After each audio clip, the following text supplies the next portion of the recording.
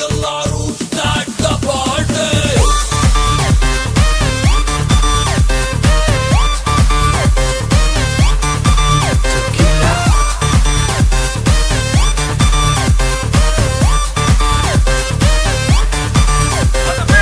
ಬಡ್ಡಿಯ ಕಟ್ಟದಾಗ್ಲಿ ಸಾಲವ ತಕ್ಕೊಂಡು ಹಾಯಾಗಿ ಮಲಗುವ ಎಣ್ಣೆಯ ಹಾಕೊಂಡು ಎಣ್ಣೆ ಜೊತೆ ಸೈಡಲ್ಲಿ ಉಪ್ಪಿನಕಾಯಿ ನೆಕ್ಕೊಂತ ಕ್ವಾರ್ಟರ್ ಮೇಲೆ ಇನ್ನು 90ಯ ಬಿಟ್ಕೊಂಡು